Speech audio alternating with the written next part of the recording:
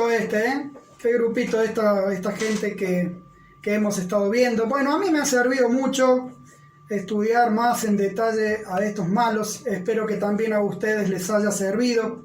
No solamente para ver su historia, su contexto, su biografía, su mundo, sino también para evitar sus malos ejemplos y seguir más fielmente al Señor. El malo de hoy, bueno, es el colmo de todos los malos, es el anticristo, como hemos estado anunciando. Hay varios pasajes que hablan de este personaje en la Biblia, pero hoy vamos a basarnos mayormente en 2 de Tesalonicenses capítulo 2 y Apocalipsis capítulo 3. Vamos a leer también otros pasajes, pero esos van a ser los principales. Bueno, muy bien. Primero vamos a ver cómo se lo llama y describe. ¿Cuáles son las designaciones y las descripciones que el Señor y los apóstoles hacen de este personaje? Juan en sus cartas lo llama el anticristo, en varios lugares de sus cartas, como en 3 o 4. Su significado está, por supuesto, clarísimo. Es alguien que explícita y abiertamente se manifiesta contra Jesucristo, como su enemigo. Pablo lo llama hijo de iniquidad o inicuo en 2 Tesalonicenses 2, 3 y 8. Eso significa que es una persona que se caracteriza por la anarquía, por no aceptar ni responder a ninguna ley ni ninguna autoridad, ni divina ni humana. Él se gobierna solo por sí mismo. Por sí mismo y, como ya vamos a ver, también por Satanás. Pablo también lo llama hijo de destrucción en 2 Tesalonicenses. Esto significa destructor por naturaleza, nacido para arruinar. Alguien que quiere destruir todo lo que se relaciona con Dios. A ver. Apocalipsis también lo llama la bestia, o sea, Juan en Apocalipsis 11:7 y 13:1 y siguientes. La bestia significa que a los ojos de Dios y de los creyentes es un ser, vamos a decir, terrible y brutal, lo cual se hace más claro cuando en los versículos 1 y 2 del capítulo 13 se dice que tiene 10 cuernos y 7 cabezas y que se parece a un leopardo, pero tiene patas como de oso y fauces como de león. Esta descripción tan rara, por supuesto, no es literal, sino simbólica. Apocalipsis 17 deja claro que sus cuernos y cabezas simbolizan un poder o un alcance político muy, pero muy grande y fuerte. Y el parecido con otros animales salvajes simboliza su ferocidad y capacidad destructora, sus intenciones encarnizadas de hacer el mal y dañar. Repito, estas designaciones y descripciones son desde el punto de vista del Señor y de los creyentes, de alguien que ama el carácter y la voluntad de Dios. Por lo que veremos a continuación, es seguro que desde el punto de vista del mundo que no conoce a Dios ni lo ama, este personaje no sea alguien terrible o bestial. Por el contrario, al mundo le parecerá alguien magnífico, oportuno y apropiado. Para Dios, sin embargo, es enemigo, transgresor, destructor y bestial. Segundo, ¿cómo puede alguien llegar a ser así, como hemos visto recién, tan malo y repugnante a los ojos del Señor? Bueno, la respuesta está aquí. Satanás mismo lo levanta y empodera. Pablo lo dice muy claramente: vendrá por obra de Satanás. Es Satanás quien maneja todos los hilos y pone a esta persona maligna en el escenario mundial. Juan amplía un poco más esta idea y dice así: el dragón le confirió a la bestia su poder, su trono y gran autoridad. Eso está en Apocalipsis capítulo 13. Por supuesto, el dragón simboliza a Satanás. Es el mismo Satanás quien le da a la bestia esas grandes y varias facultades. Y por último, Juan también lo dice así: la bestia que sube del abismo, en Apocalipsis 11, versículo 7. El abismo no se refiere a un sitio geográfico literal, sino que simboliza el origen o la residencia de lo tenebroso y lo demoníaco. Así que esta bestia o persona enemiga de Cristo tiene su origen en el mismo reino de las tinieblas.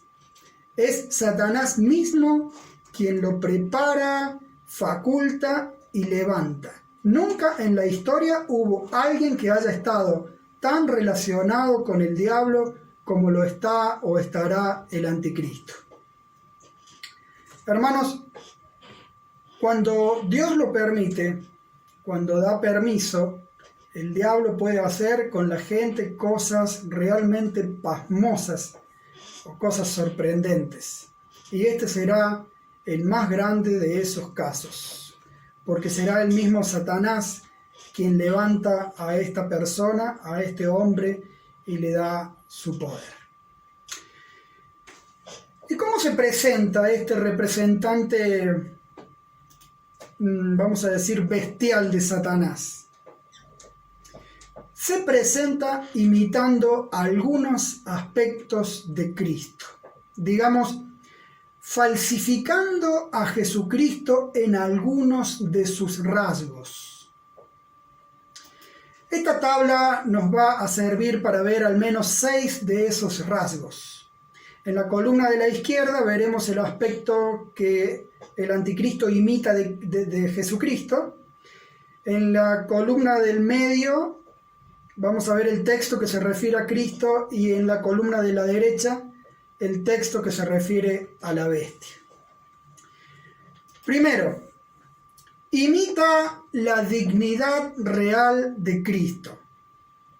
De Cristo se dice que lleva muchas coronas en la cabeza, y de la bestia se dice que tiene 10 cuernos y una corona en cada cuerno. ¿Pueden verlo ahí? El anticristo quiere mostrar que él también tiene una dignidad regia y se presenta como imitando a Cristo en este aspecto. Segundo, imita sus títulos honoríficos, vamos a decir. De Cristo se dice que ostenta varios títulos de honor la Biblia. Por ejemplo, que es fiel y verdadero, que es el Verbo de Dios, que es Rey de Reyes y Señor de Señores.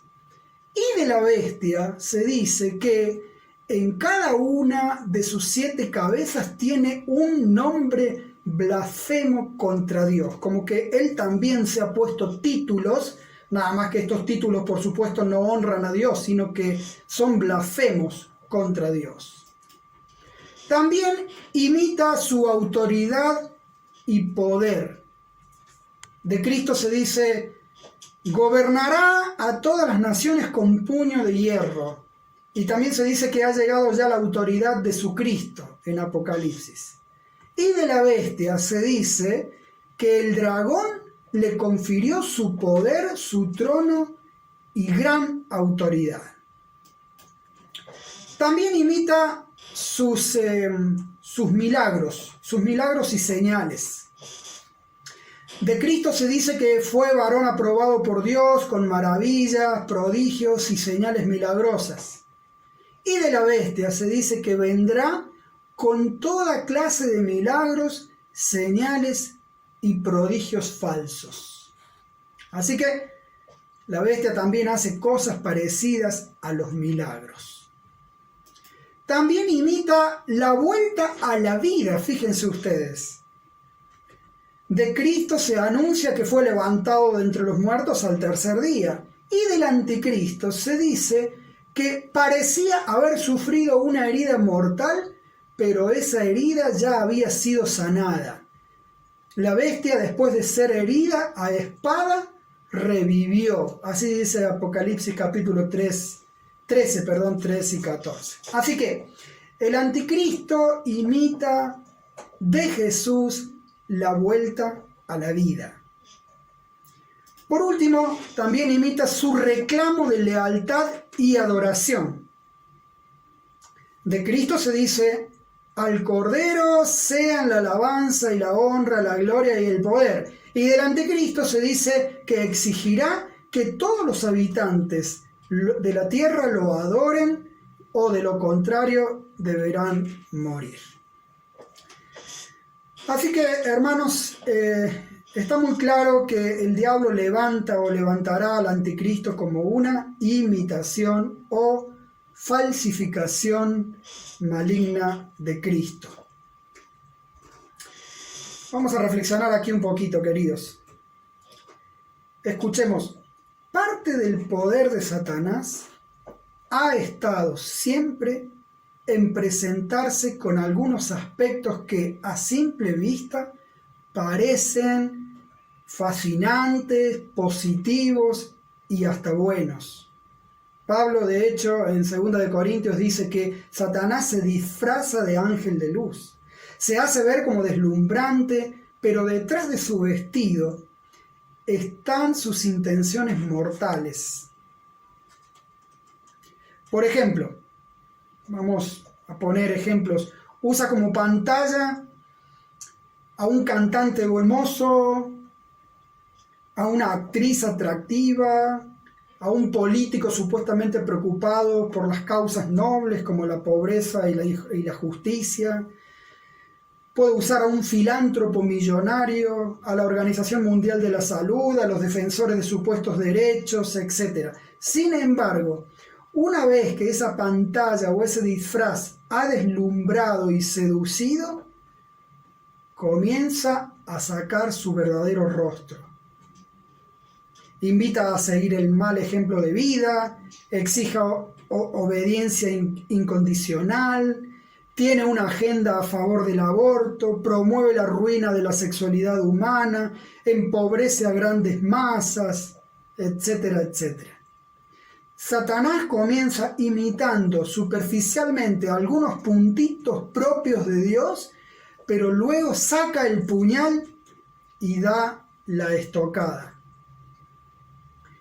Es esto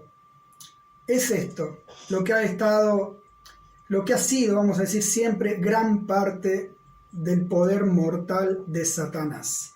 Y lo va a hacer también, por supuesto, en el caso del anticristo. Ahora bien, aunque la bestia es una maligna imitación de Cristo, en realidad es un abierto enemigo de Dios. Dice Pablo: este se opone y se levanta contra todo lo que lleva el nombre de Dios o es objeto de adoración, hasta el punto de adueñarse del templo de Dios y pretender ser Dios. Y en Apocalipsis 13, 5 y 6 dice: a la bestia se le permitió hablar con arrogancia y proferir blasfemia contra Dios. Abrió la boca para blasfemar contra Dios, para maldecir su nombre y su morada a los que viven en el cielo. En estos pasajes vemos varias cosas del anticristo contra Dios. Primero, vemos su actitud contra Dios. Su actitud. Es claro que el anticristo tiene una encarnizada enemistad contra Dios. Vamos a decir que lo odia. Siente una profunda aversión contra él y todos sus asuntos. Siente una ardiente irritación, vamos a decir, ante su persona y su nombre. Segundo, también vemos sus palabras contra Dios. Dice que habla con altivez y soberbia contra Dios, que lo insulta, se burla, lo calumnia, lo maldice. Y por lo que parece lo hace abiertamente en discursos públicos, en comunicados oficiales, en sus conferencias, proclamas y publicidades. La bestia rebaja a Dios, lo deshonra y lo ridiculiza. Tercero, vemos su reacción contra Dios, o aquí sí, su trabajo contra Dios. La bestia no solo odia a Dios y habla contra Él, sino que también milita activamente en su contra. Es un dirigente que lidera y lleva a cabo programas extremadamente atrevidos e irreverentes.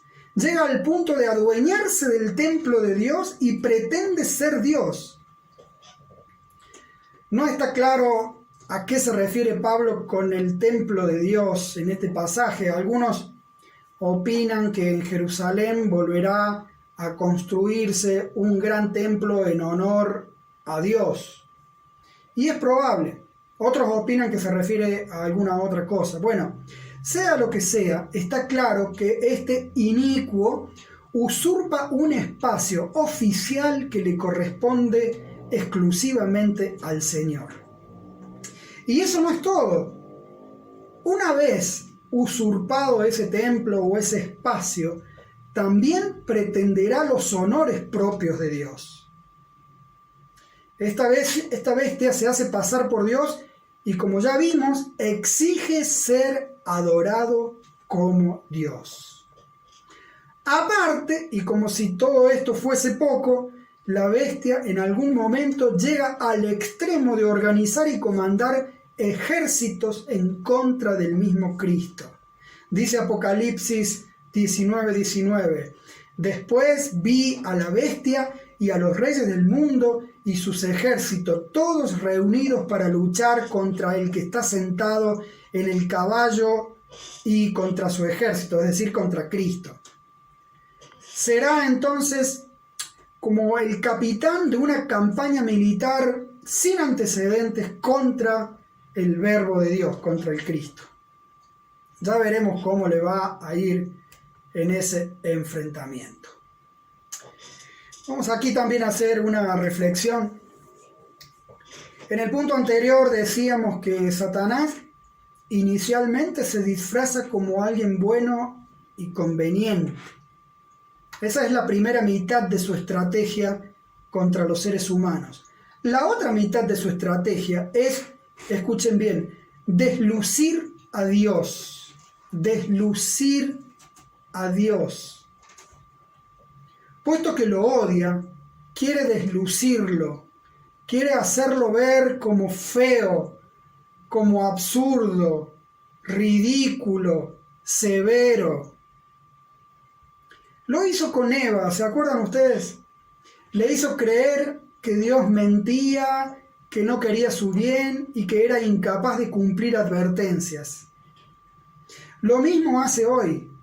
Susurra que Dios es malo, que Dios es feo, débil, castrador, aburrido, injusto, severo y muchas otras cosas mentirosas acerca del Señor. Hermanos, cuidado con caer en esta segunda parte de su estrategia. No creamos a esas mentiras con que quiere deslucir a nuestro Padre. Él quiere que nosotros veamos mal a Dios, que nosotros pensemos mal de Dios, sintamos cosas feas contra Dios, digamos cosas irreverentes de Él y acabemos con actos y conductas desobedientes que lo deshonran y ofenden a Él. Y también nos arruinan a nosotros, a la familia y a la sociedad. En fin, quiere que sigamos su ejemplo de odio, blasfemia y desobediencia. Este siempre ha sido, vamos a decir, la otra parte de su estrategia, aparte de disfrazarse. Ahora vamos a ver qué logra este inicuo al presentarse como imitación de Cristo y enemigo de Dios. Logra engañar a los incrédulos. Dice este texto que ustedes tienen en la pantalla, espero: con toda perversidad engañará a los que se pierden por haberse negado a amar la verdad y así ser salvos. Por eso Dios permite que por el poder del engaño crean en la mentira. Apocalipsis dice: el mundo entero fascinado iba tras la bestia. Adoraban a la bestia y decían: ¿quién como la bestia? ¿Quién puede combatirlo? Es lógico, las personas que no conocen ni creen a la palabra de Dios, que no conocen al Dios maravilloso y en cuyo corazón siguen enemistados con Él, van a observar a este gran personaje en vivo y en directo, con todas sus características fantásticas y sorprendentes, y van a quedar maravillados, fascinados. Van a pensar que es la salvación, la solución, quizá el líder eficiente que el mundo entero está necesitando, y así serán engañados. Y si a eso le sumamos que adorarlo será una obligación, pues mucho más. Todos le van a dar su apoyo político e incluso su veneración o adoración religiosa. Dice Apocalipsis 13:8: lo adorarán todos los habitantes de la tierra, aquellos cuyos nombres no han sido escritos en el libro de la vida. Todos los incrédulos serán engañados y adorarán a la bestia. Y ojo, los mismos creyentes deben o deberán tener cuidado, porque el mismo Cristo, acuérdense ustedes, en Mateo 24, dijo: surgirán falsos cristos y falsos profetas que harán grandes señales y milagros para engañar, de ser posible, incluso a los elegidos. Fíjense, se lo he dicho a ustedes de antemano. Eso dijo Cristo en Mateo 24, del 23 al 25. Hermanos, mucho cuidado. Los discursos grandilocuentes y atrevidos, el carisma y la ostentación, las convicciones y los fanatismos oscuros, todo eso junto tiene un extraño atractivo, un imán que acaba seduciendo y engañando a la gente. Sí, incluso cuando se trata de algo o alguien contrario al mismo Dios. La gente ve algo espectacular y brillante y se va tras ello, incluso cuando sea irreverente o sea ofensivo contra Dios. Sin embargo, nosotros, hermanos, se supone que no tenemos que ser los seducidos y engañados. Se supone que los seducidos y engañados son todos aquellos que no conocen ni han creído a la verdad, a la palabra y al evangelio. Se supone que nosotros los creyentes hemos creído a la palabra y conocemos a Dios. Se supone que no podemos ser engañados. Se supone eso.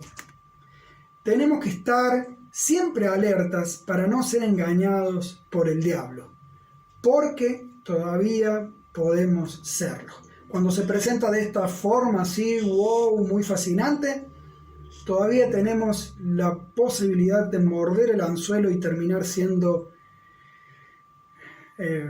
engañados. Muy bien, veamos ahora qué hace el anticristo contra los que no aceptan adorarlo. El anticristo hace guerra contra los creyentes. Dice este pasaje: cuando los dos testigos de Dios hayan terminado de dar su testimonio, la bestia que sube del abismo les hará la guerra, los vencerá y los matará. A la bestia también se le permitió hacer la guerra a los santos y vencerlos. Y en el versículo 10 dice: el pueblo de Dios tiene que soportar la persecución con paciencia y permanecer fiel. Obviamente los seguidores de Cristo no pueden esperar nada bueno de un enemigo acérrimo de Dios. Aquí dice que la bestia efectivamente desencadena una campaña de persecución y ejecución a gran escala. Hace guerra contra los santos y los vence y los mata. Tal vez no los mata a todos, pero parece que sí a un buen número. Y ojo, esto no sucede porque el anticristo tenga más fuerza o estrategia que el Señor, sino porque Dios lo permite. Por alguna razón soberana, relacionada con su propia gloria seguramente, Dios le dará permiso al diablo y a la bestia para que venzan y maten a algunos creyentes fieles que siguen a Cristo. Por eso Juan, en el verso 10, introduce una palabra de advertencia y aliento para los creyentes, que es este texto que acabamos de leer, que está ahí abajo. El pueblo de Dios tiene que soportar la persecución con paciencia y permanecer fiel. Nuevamente una reflexión aquí en este punto. Hermanos, nada de esto es novedoso. El odio y la enemistad contra Dios han sido y son tan profundos que a lo largo de toda la historia y en muchos lugares se ha manifestado contra el pueblo de Dios y lo será. Los creyentes han sido perseguidos, hostigados, dañados y a veces asesinados.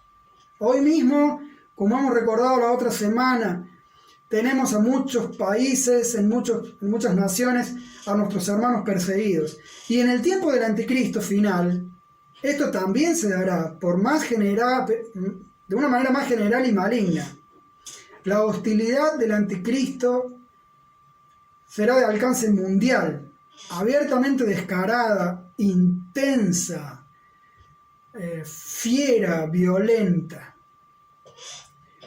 El creyente siempre tiene y tendrá que estar avisado y preparado para la hostilidad de los enemigos de Dios.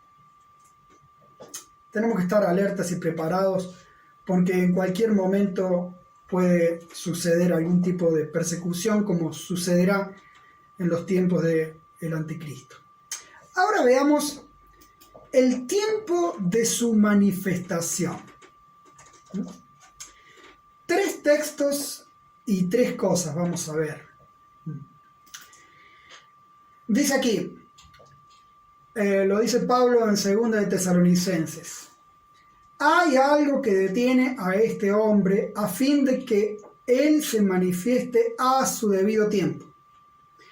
Es cierto que el misterio de la maldad ya está ejerciendo su poder, pero falta que sea quitado de en medio el que ahora lo detiene. Entonces se manifestará aquel malvado. Y Juan en la primera de sus cartas dice: así como ustedes oyeron que el anticristo vendría, muchos son los anticristos que han surgido ya. Ustedes han oído que el anticristo viene. En efecto, ya está en el mundo. De estos textos podemos aprender lo siguiente: que el espíritu del anticristo ya está activo, ya se está manifestando de alguna manera. Pablo dice, el misterio de la maldad ya está ejerciendo su poder. Y Juan dice, muchos son los anticristos que han surgido ya está en el mundo. Así que podemos decir que desde el tiempo de los apóstoles y hasta nuestros días, el diablo ha logrado levantar y manifestar muchos anticristos, enemigos de Dios y de Cristo, que engañan a la gente y hostigan o persiguen a los creyentes. Lo ha hecho a lo largo de toda la historia y en varios lugares del mundo. Sin embargo, Satanás todavía no ha podido levantar el gran anticristo.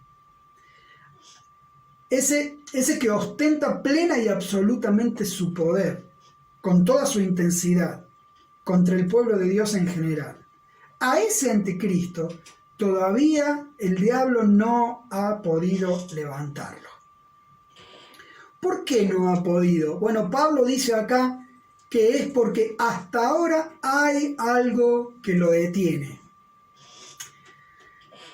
No sabemos exactamente a qué se refiere Pablo. Quizás se refiere a la voluntad de Dios o a un decreto de Dios. Hay algunos que opinan que se refiere al arcángel Miguel, porque al arcángel Miguel se lo ve en varios pasajes luchando contra las fuerzas espirituales del mal. Hay otros que dicen que es el Espíritu Santo, que en algún momento el Espíritu Santo va a dejar de controlar a este ser y entonces se va a manifestar plenamente. Bueno, más allá de qué o de quién sea el que detiene ahora los planes de Satanás para manifestar al anticristo, lo que sí sabemos con seguridad es que cuando eso que lo detiene o ese que lo detiene sea quitado, entonces habrá llegado el tiempo del gran anticristo, de este que estamos leyendo en la palabra. Entonces se manifestará con todo su poder y hostilidad.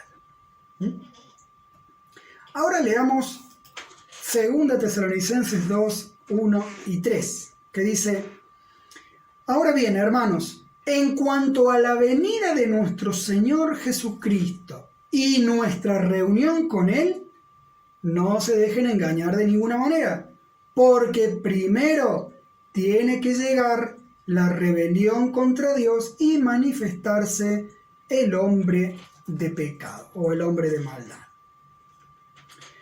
Este verso es claro. El anticristo se manifestará antes de la venida del Señor en gloria.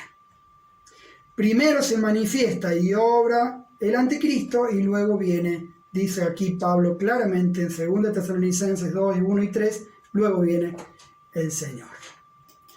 Por último, Apocalipsis 13:5 dice así: se le confirió autoridad para actuar durante 42 meses. Si este tiempo que aparece en este texto es literal, entonces el anticristo tendrá permiso para actuar durante 3 años y medio. No es poco para los creyentes que sufren por la causa de Cristo, pero lo bueno es que Dios le ha limitado el tiempo. Eso es algo bueno. El Señor todavía tiene pleno control sobre el tiempo que este anticristo estará plenamente activo y hostil. Así que, hermanos, bueno, yo no sé si el gran anticristo ya está levantado hoy en día, pero sí sé que ya se han levantado y están activos muchos anticristos. Personas perversas que odian a Dios y enseñan mentiras o tergiversan las escrituras o niegan verdades muy claras, por ejemplo, la divinidad de Cristo y algunas otras cosas. Personas que viven inmoralmente, que dan mal ejemplo y arrastran detrás de sí a los ignorantes y desobedientes. De estos anticristos debemos siempre tener mucho cuidado porque pueden estar entre nosotros o a nuestro alcance, vamos a decir. Por último, veamos el final de este ser.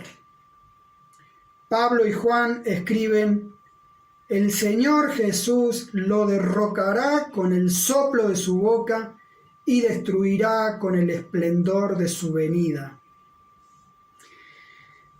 Entonces vi a la bestia y a los reyes de la tierra con sus ejércitos reunidos para hacer guerra contra el jinete de aquel caballo y contra su ejército, o sea, contra Cristo. Pero la bestia fue capturada junto con el falso profeta. Los dos fueron arrojados vivos al lago de fuego y azufre. Al final de los 42 meses, o de los 3 años y medios, la bestia comandará, como decíamos, una gran confederación o alianza militar internacional contra Cristo. Pero parece que nuestro Señor de forma rápida y sin dar demasiadas vueltas, le pondrá por fin punto final, valga la redundancia. Simplemente dice que lo derrocará con su palabra y que lo reducirá con el brillo, con el resplandor de su venida. Así como Cristo pudo de la nada crear el mundo con su palabra, también con su palabra podrá derrocar a sus enemigos.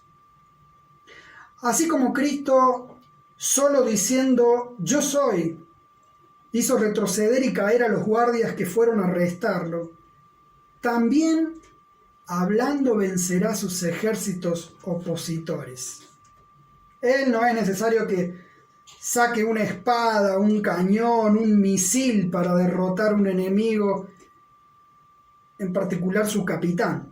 Con solo palabras, Cristo capturará a este inicuo y lo echará vivo al lago de fuego y azufre. Habrá entonces un derrocamiento rápido, pero un sufrimiento eterno. Eso será el fin de su carrera destructora y perversa y el comienzo de su tormento perpetuo. Hermanos, ningún enemigo de Dios tiene tiempo ilimitado. Todos tarde o temprano acabarán vencidos.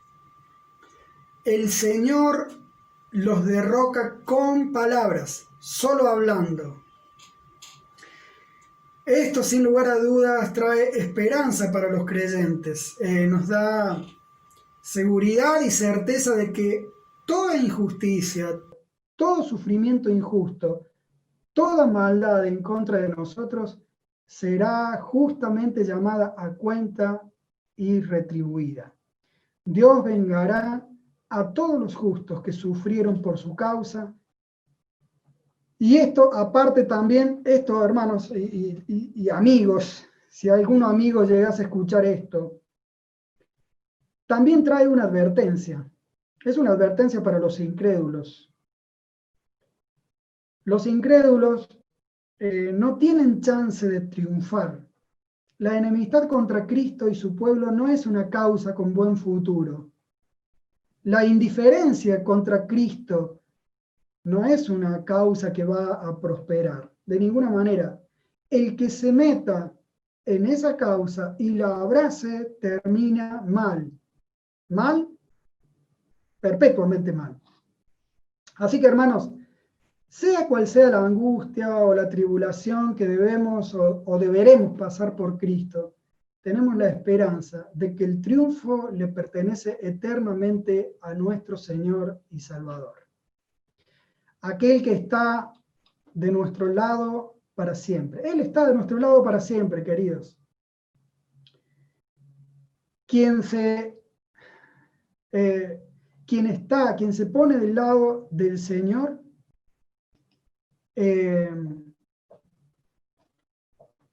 se pone del lado del que va a triunfar por los siglos de los siglos, del que va a reinar por los siglos de los siglos. Así que, hermanos, este enemigo que hemos visto, este malo que hemos visto, el colmo de los peores, podríamos decir, nos muestra esta realidad clarísimamente, que ni el peor de los enemigos de Cristo, ni el peor de los enemigos del pueblo de Dios va a triunfar definitivamente. El Señor puede incluso contra él. No tenemos que temer. No tenemos que tener una mentalidad pesimista de la historia, una noción o una idea derrotista. Estamos del lado del vencedor, estamos del lado del que tiene la victoria. Nuestro Señor, nuestro Salvador, ha triunfado y triunfará ante cada uno de los enemigos.